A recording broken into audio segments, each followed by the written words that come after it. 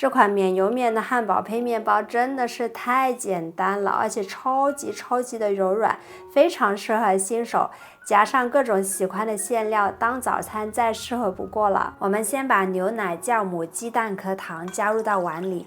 牛奶用的是冰牛奶，鸡蛋是带壳重60克的，也是提前冷藏過的。酵母用的是一个耐高糖的酵母，把糖加进来，搅拌均匀，搅拌至酵母完全融化。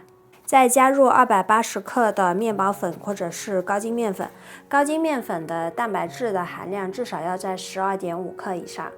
搅拌至一个无干粉的狀態，加入提前軟化好的黃油和鹽，然後下手給它們抓拌均勻，抓拌大約1分鐘的時間，直到看不見黃油，我們就開始摔打個2分鐘。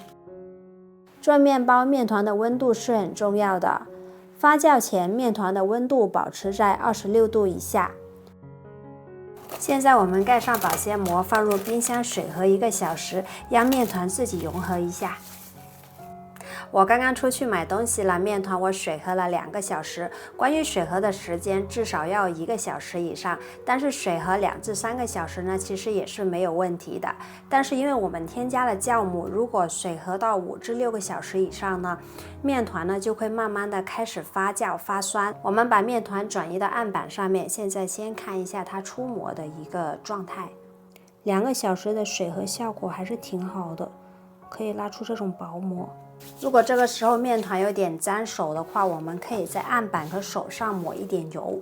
接下來我們摔打30下，敲打30下為一組，一共做3組。大家注意看手法，摔打2下，折疊1下，再用擀麵杖敲打麵團。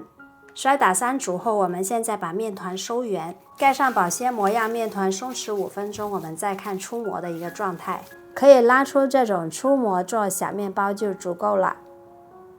現在我們放入烤箱28度鬆弛30分鐘，給麵團按壓去排氣，再把麵團平均分成6等份，每一個麵團的重量是87克。現在我們來整形，先把麵團按扁，然後折疊。如果天氣比較熱，盡量在空調房裡面操作，再把它收圓，最後把底部捏緊，這個一定要捏緊實啊，不然等下麵團會裂開。如果麵溫過高，可以先放進冰箱冷凍8分鐘，拿出來繼續操作，這樣漢堡胚就做好了。32度至35度發酵至2倍大，盤子裡面放一些熱水保濕。如果天氣特別乾燥，也可以噴一些水在麵團的表面保濕。大約需要30至40分鐘時間發酵至2倍大。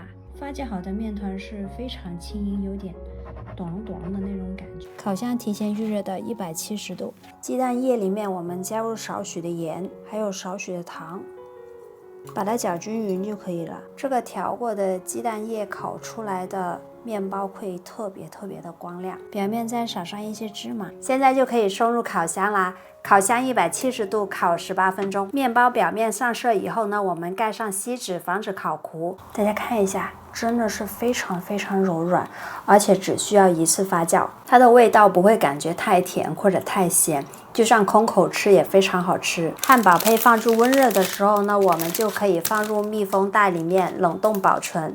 然後想吃的時候呢，我們就拿出來，表面噴一些水，復烤一下就可以了，非常適合當早餐。